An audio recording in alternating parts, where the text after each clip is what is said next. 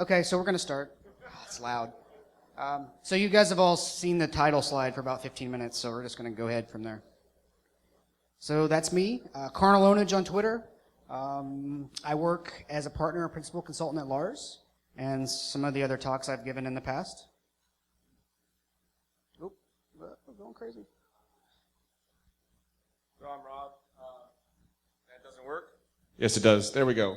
All right, so I'm a pen tester at Rapid7. I've done some other talks, networking for pen testers, Metasploit Pro for Rapid7, Deep Magic, blah, blah, blah, blah, blah. That's me. So the setup. We do things. There's probably a whole bunch of pen testers in here. I know a bunch of you. There's a million ways to do it. The way we do them may not be the way you do them, but we're going to give you some tips and tricks that make our lives easier, and hopefully now will make your lives easier. So domain admin is usually the goal, right? Everybody wants to do it. They spend all their time going up to it, and it's never actually about anything but measuring dicks. It's 40 minutes, I got DA in 40 minutes. I got DA in an hour. I got DA in 1 day, right? And that's all it is. And you spend your time figuring out how to do that, not actually learning about the company. So we need goals. I think there's been a good push for goal-oriented pen testing. I'm going to go ahead and say it that I think domain admin is a stupid goal.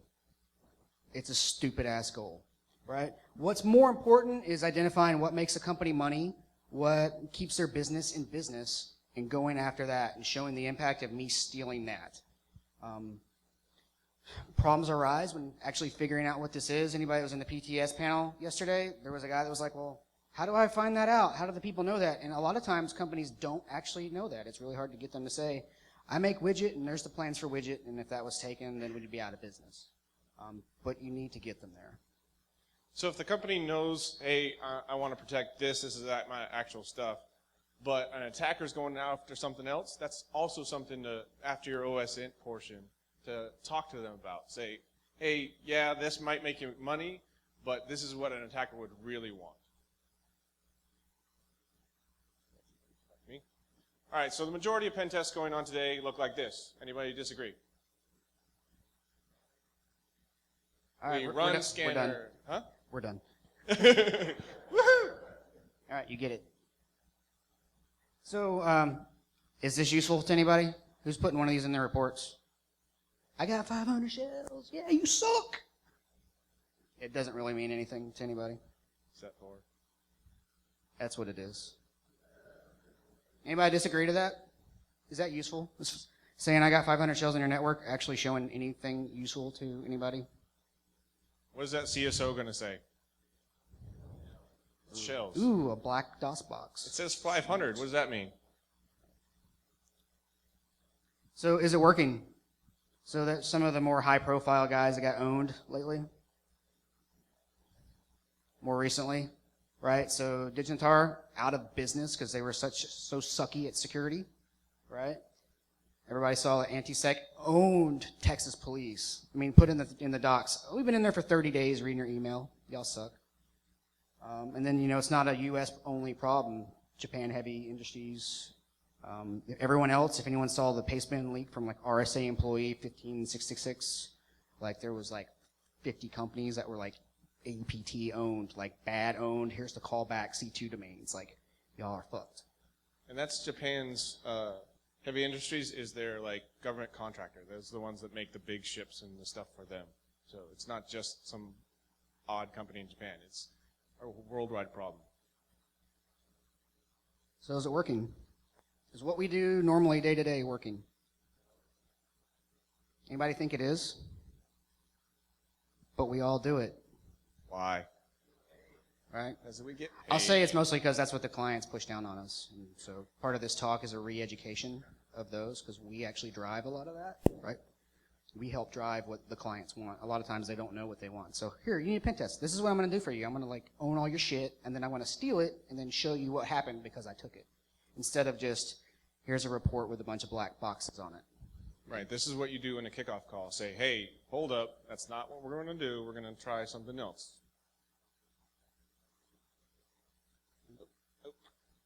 I got it. Got you on clear. All right, so InfoSec Mafia, and Dave Kennedy presented this at B-Sides Atlanta and B-Sides Vegas. A little bit better graph at doing things, right? We're focusing on information gathering, intel gathering, footprinting, post-exploitation, and cleanup. A lot of people don't do that, but anybody see this as a better way of doing things? Vice versa. Hands. Yes. Woohoo! Yay. Yay. Is this how an attacker works? No? Yes? I don't know. Minus the cleanup. Does he do cleanup? Probably. Actually, when they're done, yeah, they do. They're like, all right, I'm done later. Yep. This is how an attack actually works. You do your prep work. And prep work's a big thing a lot of pen testers don't do, in my personal opinion, of the one tester I have. Right? So you're pen testing, you do your prep work and analysis. Intel gathering, targeting, exploitation, post-exploitation, and keep on doing that circle until you get what you need or get what you want. And it's not, you don't see DA in there. There is no spoon there. You're not seeing where, like, hey, this is the end of the test, right? So I stole this from Mandiant because it was pretty. But the big thing there to look at is the exfil part. And when talking about, hey, let's find that data, let's RAR it up, let's cab it up, exfil it out. How many people are doing any of that for their pen tests? Like 5. Wait. Are you doing it or are you reporting on it? Or both? Do you report on it when you do it? Right. If Mostly you get the same 5. passwords.txt out, do you tell the client that you got passwords.txt out and how? Or just passwords.txt? Couple. Okay. And so the rest of this talks about exfilling and then basically giving a report to the client of, hey, it took me to do X, Y, and Z to get out. Or, I busted data right on out, or I had to do HTTPS over 443 to get out and then got past your auth proxy or whatever else. This is how bad guys go after it. And I would argue that a lot of us don't go after it this way when we do pen tests. So enough of the graphs and arrows. I think we need to change how we do things. Joe McCrae and I did a talk at BrewCon last week on capability-driven assessments. Basically, the point of that talk was let's not focus on vulnerabilities and you had 500 reds and 200 or 2,000 mediums. Let's talk about what level of attacker do I need to be to steal shit from your company. To do this, we need to focus more on post-exploitation, not getting caught, exfilling things, and in the end, showing impact to the client instead of just showing a bunch of shells.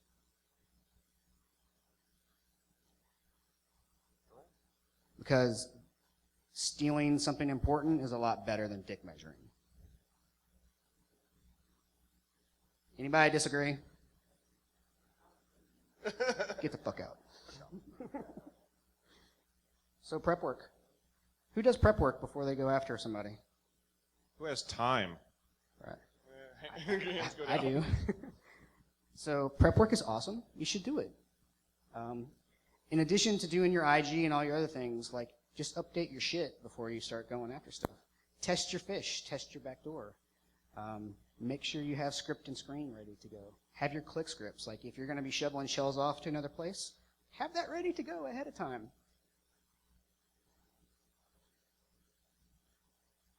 You can read.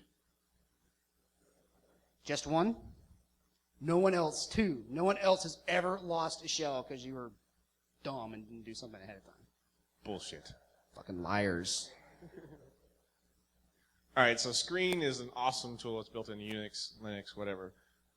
It is essentially a virtual TTY, or virtual terminal. If you guys hadn't known that before, it's awesome. Use it. These are the commands to use it. Screen-S, uppercase S, because it's case sensitive. Your customer, and then it's really easy, so you don't have to find the PID to reconnect back to it. Control A and then D detaches. So if you lose your SSH connection to your Dropbox or your box wherever you are, your cell doesn't die. Metasploit doesn't die. Your connection doesn't die. As long as that box is online, you're good. So ls lists all the screens. This is where you'd find the PID if you forgot to do the /s. XD connects back to it. Control A, multi-user on. Actually allows multiple users on that system to connect to that same screen. This is a security risk, but if you need to do it, you can. You just turn it right back off. Debian has it completely disabled all the way through the tree. So it is open source, so you recompile if you want to, but if you're using Ubuntu or Debian, even if you turn it on, it's not going to allow you to do it. You can read, hopefully. Me Wait, all we are the- in all Louisville. the time. What's that? Oh. What? I said, wait, we are in Louisville. This is true. All right, so how many of you lost data because scroll back wasn't set to long enough? Bullshit. There we go. There's a couple honest peoples here. Script. It will save your ass. So it logs everything. So first you do your screen, and then you do script. That's just the mantra to get into when you're starting a test.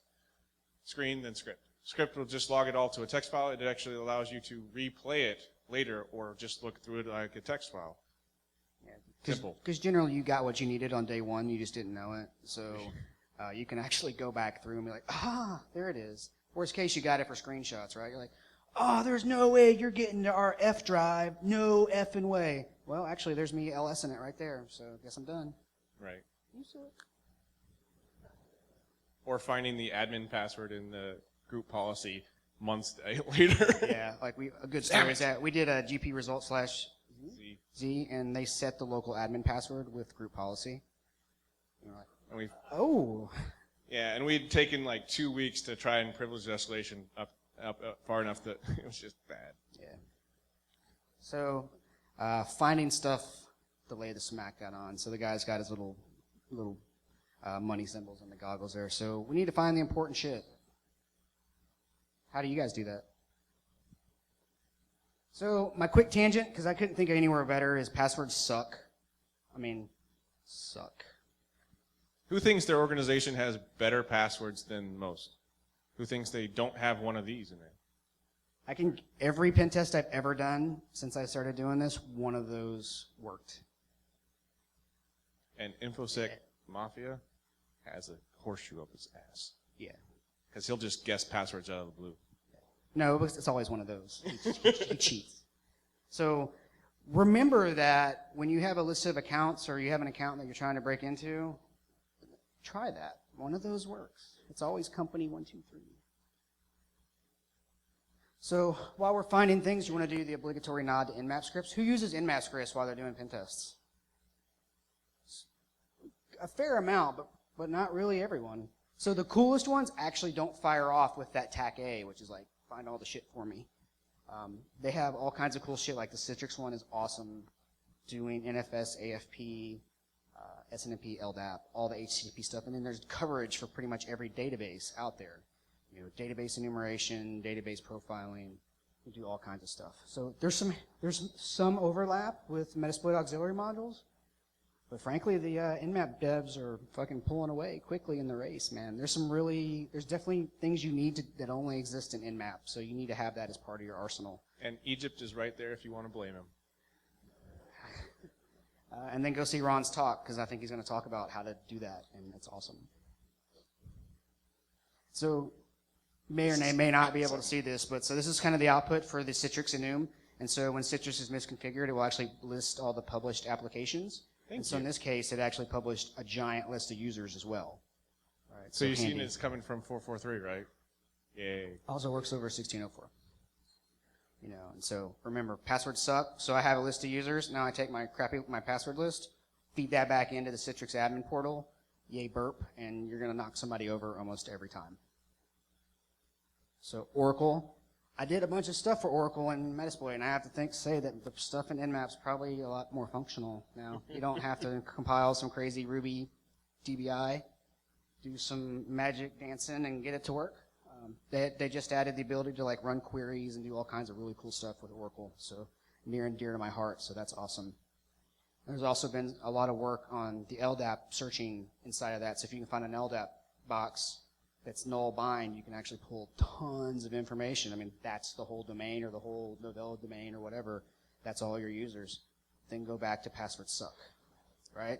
Getting the picture? Who uses Metasploit auxiliary modules? You better raise your hand. Every pen test for me. It handles all the BS for you, so as you're writing code to solve little tasks and things, it makes it so much easier. You don't have to dick with, what is Ruby's HTTP library? Ask him. I forget. It's we use in WXF. It gets used and it's horrible. But it handles all the different sockets and protocols for you. You know, you don't have to handle SSL. You can just be like, use SSL, and it will connect to SSL and do whatever you want. And then it recently got ported to a Ruby gem. I don't know if that guy's here, but thanks. If you don't want to use Metasploit for any reason, you can actually just write Ruby and just call, I think it's librex, and just use all that stuff. So a lot of the modules and stuff that we're going to be releasing today have tables in them of some form or another. And I originally coded the whole thing by myself, figuring out the array sizes and all that. And then I found this cool search that allows you to look for tables, and then I found the Rex table-like function, and now I have 4 lines of code. Solving problems. It's code working for you. Use Rex. So they're designed to really help with reconnaissance. That's what most of the auxiliary modules are for, and fuzzing. But typically when we're talking about finding, we're in the finding things. It's a bunch of scanners to look for various things. Simple format. So threads are important, but threads is per host. So doing one host with 50 threads still only does one thing, but if you got to do 50 hosts with 50 threads, you hit all of them at once. So that's kind of handy. And then, so the scanner stuff uses our hosts instead of our host.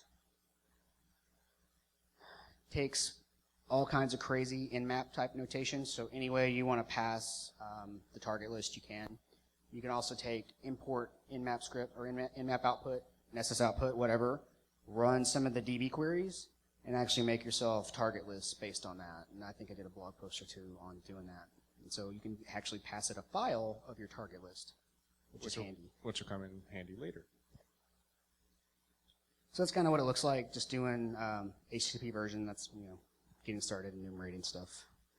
You can actually pass it, so the R host will do it all against a class C, a class 16, whatever you want to do, set threads. And so now you're doing a /24, 10 hosts at a time versus 1. You guys have seen all that. And then I use it a lot to solve problems on the fly. So this is just some code I wrote. I wanted to be able to send one request and get as much information out of that as I could. So this does an options, and it says, oh, hey, WebDAV's enabled, and it's IS6, and if it's Oracle, it says it's Oracle, and if it's Nginx, and it's got one of the vulnerable versions of Nginx, it's like, oh, hey, that's Nginx, and it's probably vulnerable, so go check that out. And so sky's the limit on what you want to do. The whole point is you can solve problems with code instead of like, oh, well, that doesn't exist in Metasploit, I guess I can't check for that. And you should have been in Egypt's training. Because I think he did all that and showed you how to do it. Did and doing tonight at 4. All right, exploitation. So the title of the slide was everything that the dirty little secrets that the pen testing class didn't teach you, right? So exploitation, we'll consider it covered. Has anything new really happened in exploitation in the last 10 years? Just like some ROP tricks and some fucking kung fu. But for the most part, you send some shit at a service, it falls over, you get shell, or you send something to someone and they either give you creds or click a button and you get shell. Has anything changed lately? Cool. We'll call it covered. Open my email. Pitiful. All right, post-exploitation. So I wrote, I essentially just made 3 Google Docs and said, hey, this is the post-exploitation docs. Come enter stuff in. And a lot of people started doing it, and it was awesome. So they are completely open source. Anybody can edit them as long as I don't get too many defacements. I've already had to deal with a couple. But that's the awesome thing about Google Docs is you can go back and revert. So they will be public as long as, forever, but the editing might change just depending on how much time I have on my hands. But there are for Linux, for Unix, for BSD, for OS X, for Windows. So if you don't know the commands or want to know, this is a list of things that people or pen testers have used, and people have added to them on what they do. Yeah, so that was crowdsourced. So it was people smarter than us filling stuff out. Yep. Definitely learned some new things. Has anybody seen those? Anybody not seen those or been using them? Or who's been using them? Awesome. Yay. Oh, and please, if you copy it, don't add people who are already contributors, because I get a copy of everyone that adds that. So I'm like, all you have to do is save as PDF, please. You're filling up my Google Docs. Sounds like incentive. Yeah, I change them. All right, what's the best persistent method? Shout them out. Shout them out. What's your favorite? Which one's the best one? None. You suck. Nothing? Nothing? Whatever works? All right, I +1 for that. Everyone knows Rob and I are Metasploit fanboys, so we're kind of at the top of HTTPS interpreter and the pros persistent stuff. Nothing could beat like HTTPS interpreter when you close down MSF console and then open it back up and you have shells coming back at you. It's awesome. Next. Okay. That's better. How many organizations, raise of hands, audit successful logons? 1, 2, 2, 3. handful. Not many. Why not? Because it's a lot of traffic. It's a lot of shit. That's why. It's a lot of stuff to look through. What if a DA all of a sudden starts authenticating to 30 or 40 or all 18,000 systems on your boxes, on your network? Would you notice that? Bullshit.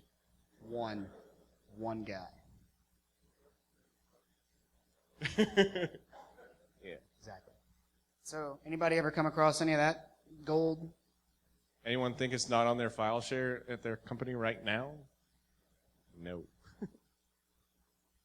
Handy. So, take that, go back one slide, rinse, rather. Rather repeat. Yeah, blah, blah, blah, blah. So, more on that later. Hooking your homies up. So, who's seen the run, meta, inject stuff? Who's using that? 2. And one of them is a developer, so that doesn't count. He's like, I wrote it. This is the bomb. If you need to kick off shells to your buddies, right? Because when Rob and I were at Rapid7, we tag team a lot of pen tests, and we're not sitting in the same location, and everything's going back. Because Screen is awesome, you're actually sitting on a colo somewhere, and so you need to actually send shells back to other places. Run this. You can pick whatever payload you want and send it to whatever port and IP you want, and injects into memory, and you get your shell. So super handy. Not dropping binaries, just starting Notepad, injecting into it, go. Yeah. So handy. And before you start doing weird, crazy stuff, you may want to kick yourself a second shell. So always kick when that yourself thing a locks second up or you control C it, and Metasploit's like, I'm done with that. You actually have another one hanging out waiting for you to do stuff. And then multi-user functionality. Anybody use Armitage for using the multi-user stuff? I think Raphael's talking tomorrow on using that. You can have multiple clients connecting to one Metasploit instance, and now you guys are essentially multi-using a session. And it's been perfectly handled in Pro, so go buy it. It's awesome. Perfectly? Yeah, sorry. It's pretty good. So one thing you can do if you are good at Ruby or even decent at Ruby, is strip down multi-meta inject, just a cool trick that I do. Strip down multi-meta inject just to be exactly where you want to send stuff. So have another colo somewhere with screen and script going. And as soon as you send your fish off, the first jump point or first callback that it goes there, have an auto run script to point at the other one for multi-meta inject. That way, as soon as you get shells, it pops it over to another place. And if they block it within 7 minutes, oh well, I still got my shells. Oh, I blocked you. No, you didn't. No, you didn't. I've actually had an organization block my first IP in 7 minutes, which was awesome. Good on them. So I went fast. Finding stuff once you're inside. Nmap. Anyone upload Nmap to a target? Okay. All right. So you can go over there. So ping, great, right? It works. It's built in. It only does one host at a time. Nessus, Nexpose, you can run them through stuff, right? Takes forever. Angry IP Scanner, nod to the old school. No. All right, NetView, whack domain. Everybody know what that does? Does anyone not know what that does? See? That lists. So what that does is it lists the host names for the domain that you're in. Pretty handy, right? So I'm on a box. I want to see what other hosts are around me. So some other tools that may be a tad bit better because they're either on the box or they're Windows binaries, and no one complains when you put Windows binaries on Windows. OSQL. So anybody used OSQL? Couple. So that list, that -L will give you all the SQL servers it knows about. That's pretty handy because one of those is going to be SA no password, always is. Bad passwords. You can also use it to actually connect to databases, and if the XP command shell is enabled, you can do all that. Handy.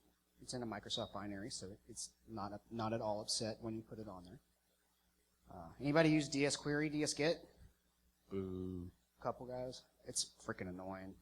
80 So a lot of fine time- for the win. Yeah, a lot of times you've got to do your dsquery and actually pipe that into dsget to actually get the data out, and it can get a little complex if you're looking for something weird. So the first two lines there show basically dsquery computer limit 0 is net view whack domain.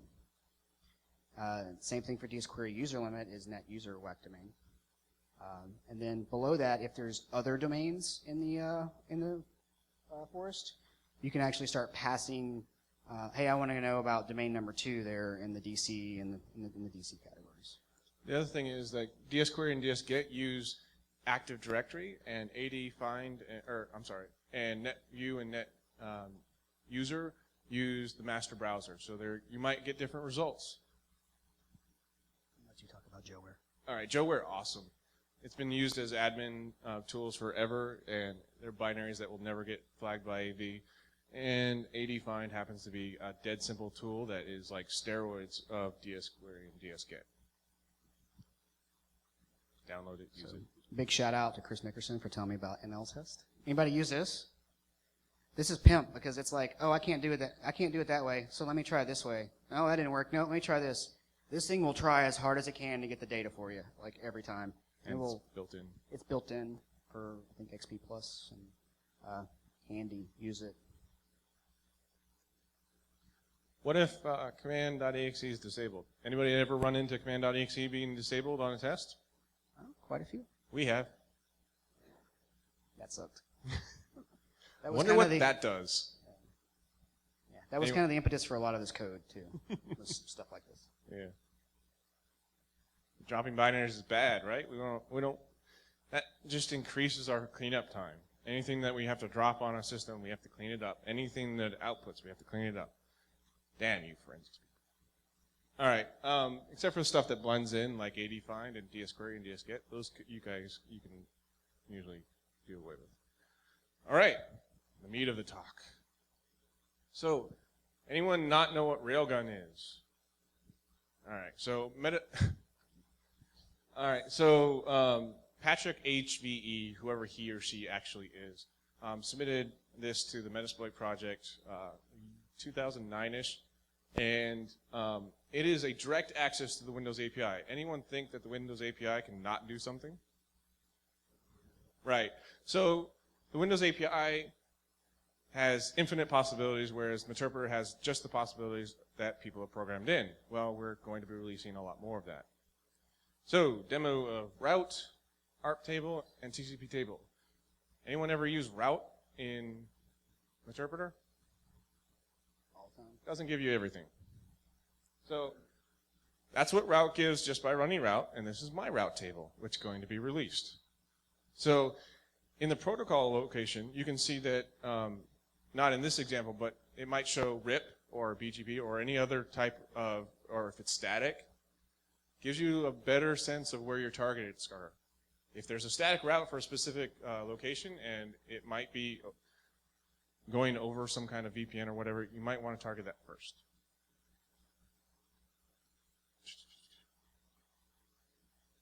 Sorry, I don't have a screenshot for this, but it's an ARP table. Anyone have to drop to a shell just to run ARP table or ARP-A before? Yeah. All the time. So this will be released. Sorry, no screenshot. TCP table. What about a netstat? How awesome is a netstat? Great. Is there a netstat in Meterpreter? No, there's not. Now there is. Well, it's not in trunk, and once I submit it, you have to wait about 4 years until it gets actually pushed. Egypt's fault. I'll eat this one. But you can start seeing like, okay, this thing's listed on 3389, 3306. Oh, 3306 is fun. And you keep on going down the list and you start getting more targets. If you're on a DMZ, you say, hey, this host is actually talking to something on a different IP space. Maybe we should target that as well. A lot of the Metasploit tools are based on IP or IP ranges. Like we just talked about how it takes all kinds of different IP ranges. Most organizations don't stick in one IP range. There was actually an organization I just did who gave me 8 class 16s or /16s and said, here's our IP range. I'm like, you use all of those? No, we have about 900 hosts. It's intermingled because I don't want to tell you where everything is. Right. Or I don't know. And Net Discovery. I don't want to release this one. Too late. All right. So Net Discovery is like NetView on steroids. Anyone ever run NetView and just get a host name and like, oh crap, now I have to ping them to find out where they are. All right, well, OSQL, it tells you where all the SQL databases are. Great, cool. I got to upload something. I still got to ping them and get the IP. Got to ping them. Unix hosts. Wait, Novell hosts. How do I find those? Net Discovery lets you do it. We'll describe domain discovery in a bit, but this is what Net Discovery looks like. So you set a type. If you do an info, if you're in Egypt's class and you learn the whole cool help command or info command, this will actually tell you what types I support in this. You type set session. Ooh, there it is. Run. It gives you IP address, host name, version, which doesn't actually exist in NetView, but it does come back in the Windows API, which I don't understand. It's like Microsoft directly limiting you, what you can see. And then description. So I've actually seen a workstation that said, password reset for user on this workstation. Here's the password. All right, so cool, you get the IP ranges. Does this look like an IP range that you can scan easily? No, not at all. What's this, though? Anyone have any idea what that is? What? Those numbers right there. So Microsoft does this awesome thing where if you have, for each Active Directory service that you have, SQL, LDAP, any service that you have, they add a number or a widget to it, basically. It's a lot more than just adding one, but you get the sense. So each service that you have, and more services you have, the bigger number you have. So what do you think I want to target? The one with the biggest number. Easy, right? So in Net Discovery, if you run this, go all the way down. At the very bottom, it has the biggest number with the IP address and where you want to target. Awesome, right? Cool. So that's the Net Discovery. In a nutshell, you can set it to SQL, Novell. It's real simple. So the cool thing is, and I didn't know this until recently, you can use post modules as like an auxiliary module. And so you can actually, when you have a bunch of sessions, back to your root of the command and just set session, and you can actually tell the session of all the post modules you want to run against. That's pretty badass. All right, so quick tangent.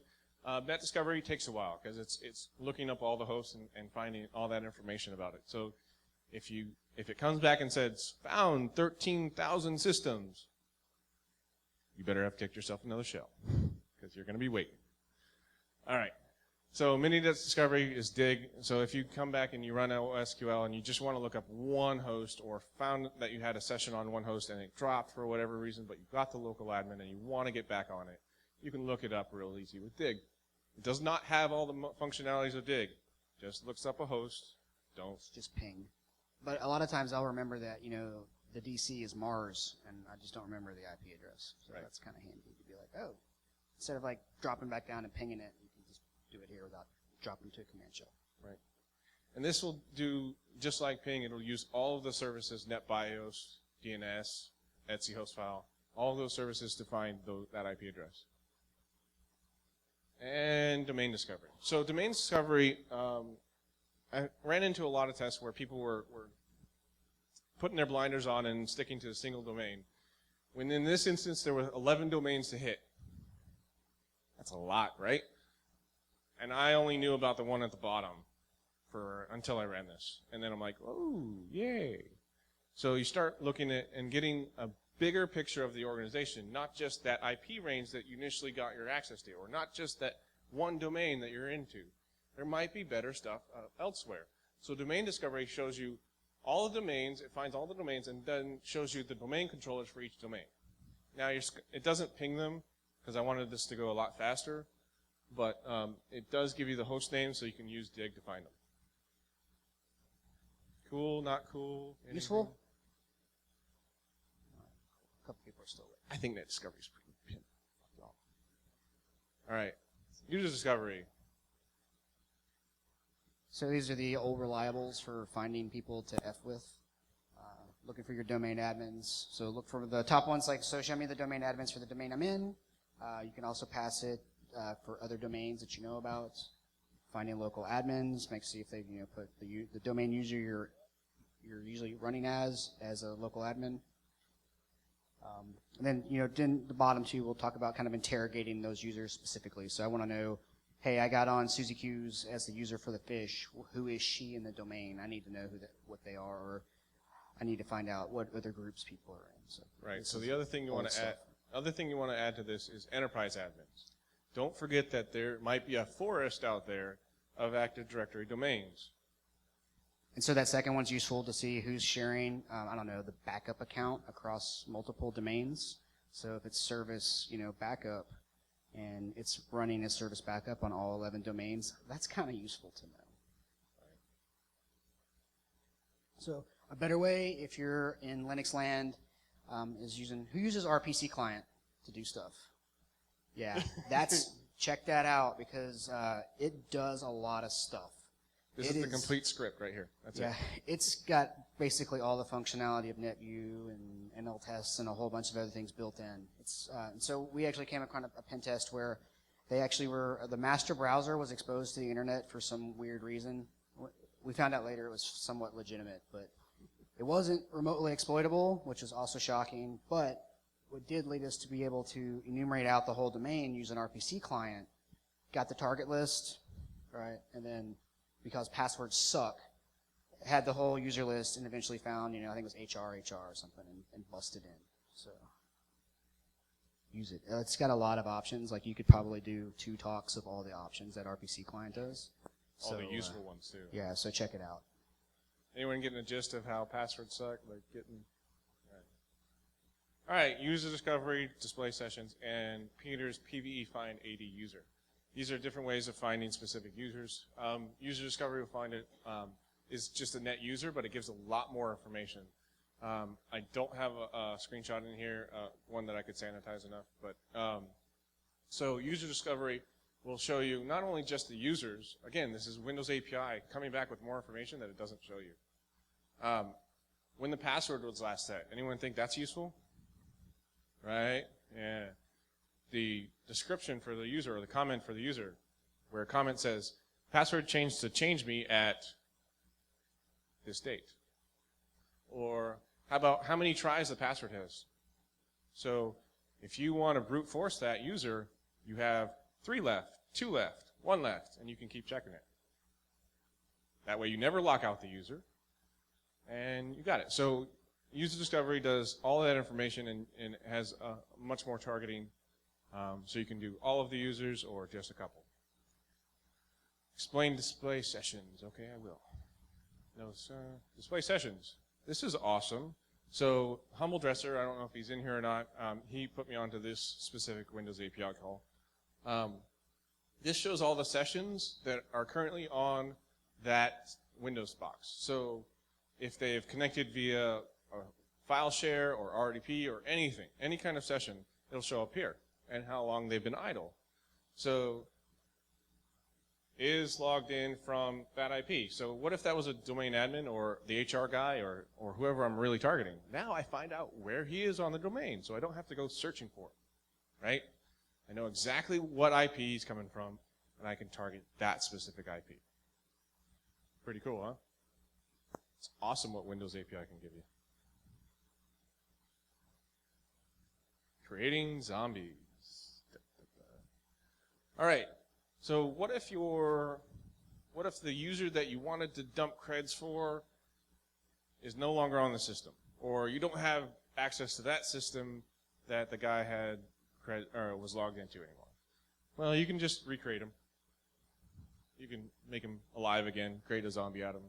Create process with logon and logon user. Create process with logon creates a process on the system with the username and password that you have for him. So it creates notepad.exe with that username and password. You migrate into it, and now you are that user and can use the credential dumpers that Illwill and all those guys have created, because it has to use the user that's logged in. Logon user does the same thing, but it doesn't create a process. You can't migrate into it. So all you have to do is steal a token, because it creates the token. Now, that's if you have a password, though. Well, WCE, anyone know what WCE does? It dumps the network hashes in LM and NTLM format, right? So you have a hash, but Crash your session. crashes a session. When it works. Okay, so sometimes it works, sometimes it doesn't. Always have a separate Kick yourself another shell. kick another shell. Run hash 32 and run hash 64. Awesome tools that psexec as that user. So you run hash 32, space the user, space the hash, whatever you want to run, notepad.exe, and now without having the password, you have notepad.exe running as that user, migrate into it, game over. So is that useful? Right. Pretty so freaking cool. There's a lot of times where you might want to be able to not necessarily RDP into a box as a user, because now they may be logging that, or someone's maybe a little more security mature that may send off some things like, why did this person log into that box? They don't do that. But now you can just create a process as that user, migrate into that process. Then I can start net using around the domain and doing other things as that user. So, right? So I got a couple nods. Some people are like, oh, man, That's awesome. man, that sure would be handy. So rather than like trolling the domain trying to find where that guy's logged into, I'm just going to start a process as that user, and I'm done. And I can save myself a bunch of time. So. Anyone think that's cool? Yeah. All right. This is annoying. This was in Metasploit. This option has been in Metasploit since I can find. Like, I looked through the SVN all the way back as far as I could and can't figure out when this was added. The -M to execute. This runs the executable in memory. So I specify that it's in my bins directory on my host. Bins directory on my host. What it does is creates notepad or an execute or a binary, or runs a process on the remote system, then creates it suspended, then rewrites everything on the system or in that memory space with the binary that you have, and then starts it again. So not dropping a binary, and it runs it. And it's been in Metasploit forever. So annoying. But That's awesome. go ahead. No, I'm just saying, that's awesome. So WC works occasionally when you do this. LSA secrets dump from Nursoft works every single time. There's a bunch of binaries that you can do this with. I have not been successful at sending arguments to it, though, because it's rewriting the whole process. He's just sitting there with his mouth wide open. It's like he didn't know about it either. The guy who runs the project didn't know about it. Sneaky Steven Fuhrer. All right. Privilege escalation. Yep. Sorry. We were talking for so long, I forgot. Sorry. So Git system, who uses that? Does everyone know that it tries a whole bunch of stuff when you just type Git system? Yeah, that could be bad. So Git system -1 is much better if you know they're an admin. Post modules, so inside of the handy thing with post modules is made it a lot easier to do post exploitation stuff. There's a handful of post exploitation modules for going from user to system. The keyboard layout one is badass. If you want to read some really awesome code, it's by JDuck. It was really well done. You know, same thing of like send yourself another shell applies, because if you've messed up your options for setting up your post modules, you could really easily like lose it. So have a spare before you start mucking with any post exploitation or privilege escalation stuff. And so Core and Canvas ship with actually a lot more functionality there. And I'm big sad face to say that, but it's the reality that we live in, that those two tools ship with a lot more options for, finding that random third-party code that's running on that box that will let you go from user to system and finish effing stuff up. Yeah, so back to get system. When you just do get system without, and it tries to do kit trap, and then you're looking like that on the other end, not good. So get Explain system, that. tech one. Explain that to a customer. Just explain that was the only shell I had, and now I'm sucking.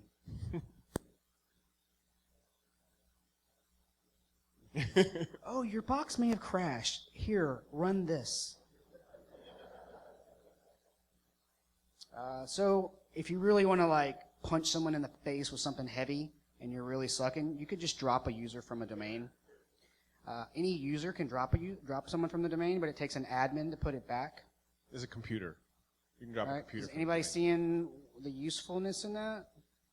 Right, I'm on the box, I'm key logging when the guy logs in to put the user. So be careful though, because I've been some places where they've locked the admin account, and so if you were to do that, it's going to be a real pain in the ass for them to actually put that box back on. Or if they're remote in, run the Noom sessions and find out what host they're coming from. So that's why there's a question mark next to better. I don't really recommend that unless you're like really, really sucking. It's better to just do this. Or just ask for higher privileges.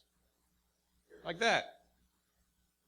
So I'm releasing the module. It's just ask for privilege escalation. All it does is prompt a USA prompt and say, hey, can I have admin privs?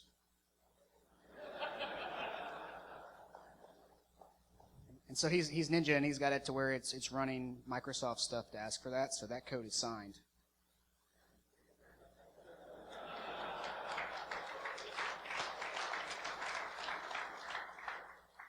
Yes. Or you can do task lists and find where those other users are. If you're a local admin, and this is where script and the preparation comes in handy. If you are a local admin and you start doing a task list in a for loop, hold on, step back real quick. Notice this isn't a IP list that I'm doing a for loop on. It's a net view, right? So I'm hitting every domain or every computer this is. I don't care what the IP is. It automatically does the lookup for it. So running a task list on every single system on that domain.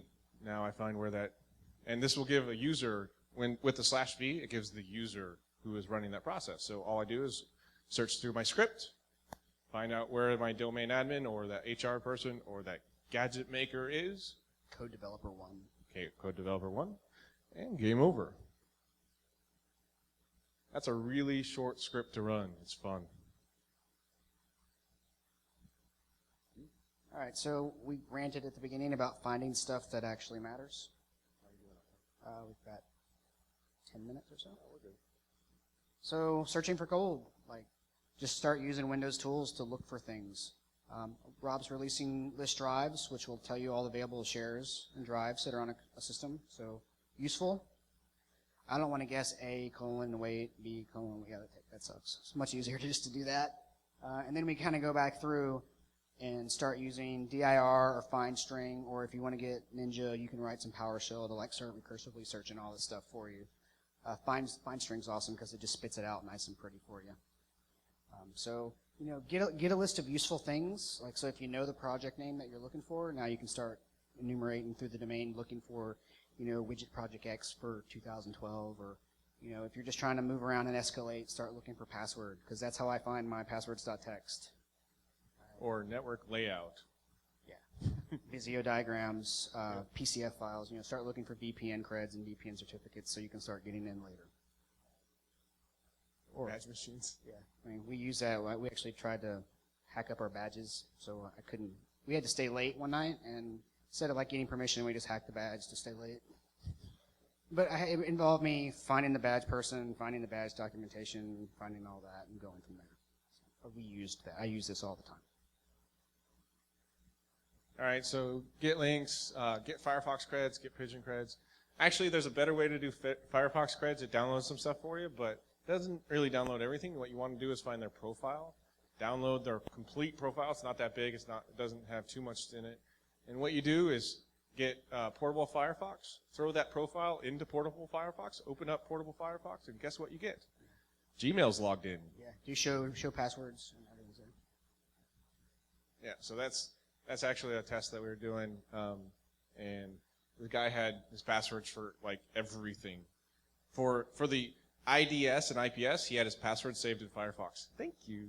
Remove alert. So big shout out to Illwill, KX499, and the Light Cosign for doing all the work on the credential stuff from Interpreter. It's amazing stuff. You guys should check it out. Before you had to like push up like the Nearsoft tools to get the IE dumper. That's way better. And SharePoint, man, SharePoint is like the end of the rainbow, like big time. You want it, it's in SharePoint indexed. We found router configs, alarm codes, everything. Everything lives in SharePoint. If they've got it, start searching that thing. And then internet.company.com, that's going to have, hey, here's how you set up the VPN. Here's the cert. Here, just use your like everything you need to like get in later will be hanging out there to get all the users up to speed or the bad guys. So other good things to use. So did anybody catch the OpenDLP talk at DEF CON? One person, a couple people. That's awesome. So he talked about using hashes to push out OpenDLP agents across the enterprise and then using the DLP stuff to search for useful stuff, right? Because the stuff you want is the stuff OpenDLP is looking for to make sure it's not leaving, right? So it's awesome. If you're in database land, Fiction up here in the front wrote an awesome database pillager tool. Check it out. If you need to find the gold in the databases, that's the tool for doing that. Search and Interpreter is pretty pimp because it will use, if Windows searching indexing is on, it will even search cool things like Outlook for passwords. You can also search different drives, share drives. So once you do a list drives, you can tell it, hey, search this drive. So search the network share for password. This is a tiny bit useful. And so if you got a lot of stuff and you have some time, you know, assuming we don't have to do all this in 1 hour, just DIRS that stuff off to a text file, write it back down, and then bring it back, and then look for it offline later. But you know, just do what works for you. Pivoting. All right, so port forwarding. Everybody knows how port forwarding works? Yeah? All right, you forward a port. But yeah. So Interpreter has port forwarding built into it. Route is there. It routes all the modules inside of Metasploit through it. So if you have an interpreter shell, PHP interpreter, awesome. Egypt wrote it. Supports route, works. Port forward SOX 4A module through interpreter session. So anything that supports SOX or supports it via proxy change, you can send it through. And the Pro via VPN pivot is probably the easiest VPN pivot VPN you'll ever set up. You hit VPN pivot and it does it, and you're done. I use it to administer my mom's system. Port proxy, all right, built into Windows. Since Windows had the firewall, it has the ability to proxy ports, or port forward, in other words. So all you do is add this line in, and guess what happens? Anything coming to port 25 automatically gets routed to 192.168.0.100 or an external host over 80. Guess what? Where this doesn't show up? Netstat. You can't see it. It's not a listening host. It's just the firewall doing port forwarding. So if you have all your interpreter sessions going to this one host that you had, and you don't have persistence on it anymore, or you pulled off of it so that forensics can't find you, guess what's still happening? You're still getting shells through it. It's still doing your work for you without any binary on that system at all. Any shell on the system at all. The firewall is doing it for you. Thank you very much. And back to legitimate access. Persistence.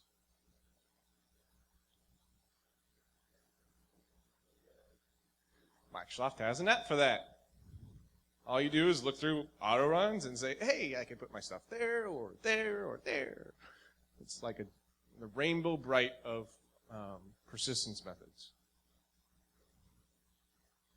But these won't show up there. Smart Locker, or AKA Lockout Recorder, essentially it's a keylogger that only logs logins, which is one of my favorite pieces of code. fxsst.dll. This was an awesome find by Mandiant, and like a couple weeks after Mandiant wrote about it, I wrote about it on how to use it in Metasploit. So Metasploit can dump DLL like payloads in DLL format, and Explorer.exe loads fxsst.dll by default every time someone logs in. So guess what that does? Loads my shell every time someone logs in. and there's no crash in it. There's no nothing. And getting rid of it is annoying because you have to kill explorer.exe while keeping things going and remove it. How many admins know how to kill explorer.exe and remove a file all in one swing? Yeah, annoying. GPO dropper. I've had this for a while. HB Gary stole it from me. Assholes. They posted it first, so they get the credit. GPO, you can essentially set a local GPO setting just by dropping a file. So you drop a file in a specific location, and all it does is sets a GPO so that when someone logs in or the system starts up, it runs something. Awesome. You don't ever want to do, well, for suggestion, you don't ever want to do it in startup because by having that access already, you should have the hashes so you can get to that level anytime you want, and log on happens a lot faster or more often, so you can PS exec up if you need to. So getting those users is more important. And the IPv6 dropper that I demoed on Hack5 a couple months back, which essentially is IPv6 tunneling over Teredo that allows you to have it's awesome. The IPv6 IP is given to you by Microsoft and traverses NAT. So you connect to it directly over the internet, and you can have a bind shell that you can connect to anytime you want.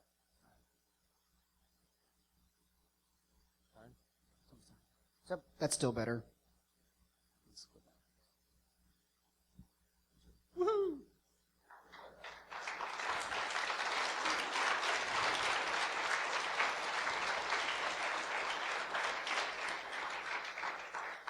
I don't know if we have time for questions. I'm going to look at the red shirt guy. He says no. No time for questions. We'll be right outside the doors if someone has questions or want to call me names.